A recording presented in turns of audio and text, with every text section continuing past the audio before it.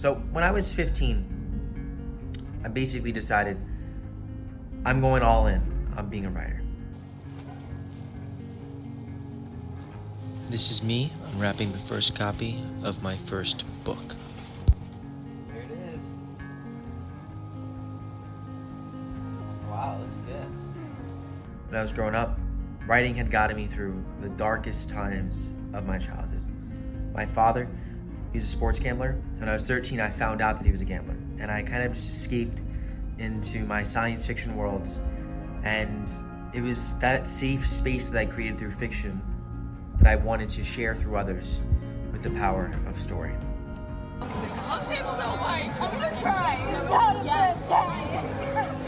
So somehow I had the delusion at some point that I could do this for a career, and that's what I did, or tried to, maybe, kind of. This is where we get to the crisis. So I graduated high school a year early because I'm a try-hard, but also because I wanted to live rent-free at home for a year because I was like a senior, and write books for a year and work my job at a resort to fund these escapades for mainly getting my books edited and cover design. So by the end of that year, I had put a lot of my self-worth as a person, never mind a creative, into how many book sales I was going to get. And the book sales didn't come in, man, like I thought they would. It didn't work out. But I went to college and I started vlogging my life. Thanks for being a good friend. And in a couple weeks, I got a couple 100,000 views on YouTube, which is stupid. It doesn't make sense. It didn't make sense to me. And I felt like I put thousands and thousands of hours into writing, into advertising my books, into just trying to get people to read it, and it never turned into what I wanted. Yet YouTube had surpassed my wildest expectation in just a few weeks, and I came up with a conclusion. I must be a shitty writer. And my second conclusion, I guess I must be a YouTuber now. And although I love YouTube, the idea of just switching up my identity like that, this is where the crisis begins. It is before sunrise and it is time to sneak into 3 Mile Island, a nuclear power plant. It was at this point that the thoughts of, I'm just an immature kid, I'll never be great, I'll never be able to do what I love, I'm not good enough. I, at my core, am not enough, is what haunted me. And to escape it / the dopamine rush of getting a lot of views on YouTube, that was a really good high, and I wanted more of it. I decided, my best friend, Vega, let's go on a road trip. So we're at that time of the show when we wonder, should we keep going?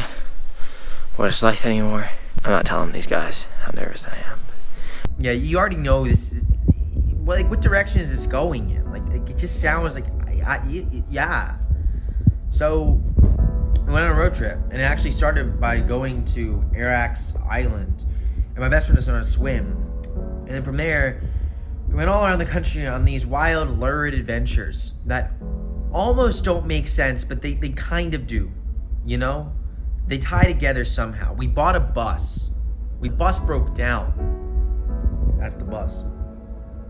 And throughout all of this, I was having sleepless nights, working every single hour just to try and make it as a creator.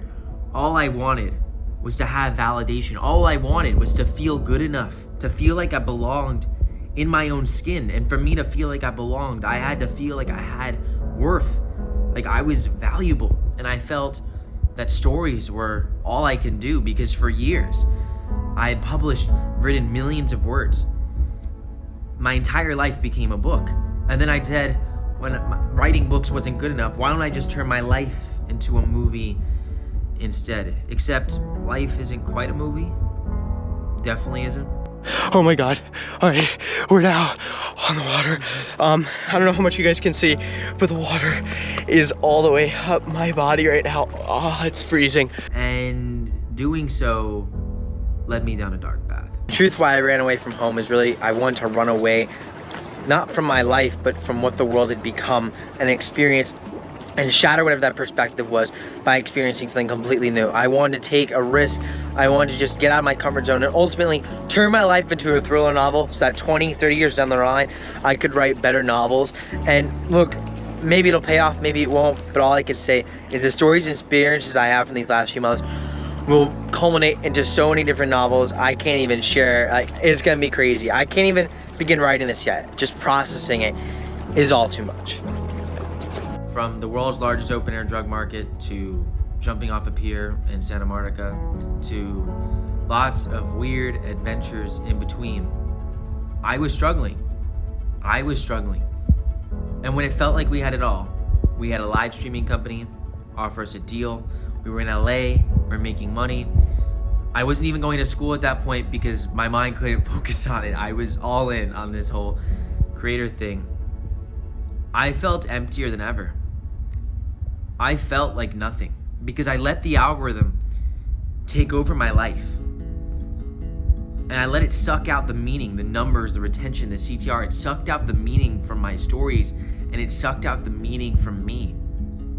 And at the end of the day, there was nothing left. I was exhausted, and I couldn't keep going. It took me months of traveling, months of feeling this way, until I finally took a step back and realized the monster that I had let overtake me, the monster of this addiction to this validation that I needed, this validation that I tied to numbers. And I finally took a break. I took a step back to process. And during that time, I actually deleted the YouTube channel that I had almost 1 million views on, close to 10K subscribers. I deleted it because I literally was thinking about it constantly. It just wasn't healthy for me. Like, I had to get rid of it. And it's been a year now, almost a year. And I'm making my return, but in a very different way. I want to show y'all now the behind the scenes of what was going on in my life during this chaotic time and how I got through it, because I'm convinced that as a generation, we all have this problem. We all struggle to find our meaning. We all struggle to find belonging. We all struggle to know what our passion is and how we want to do it. And I faced all this firsthand in a wild adventure that may just be straight out of a movie. And this is what I'm calling Chapter 1. I'm going to be releasing this over the next few months in a couple dozen videos. And I'll continue to share the story of my life in preceding chapters and do something that's healthy for my mental health and hopefully for all of y'all's as we build this relationship together. And don't forget, together, we are boundless. Peace, everyone. Back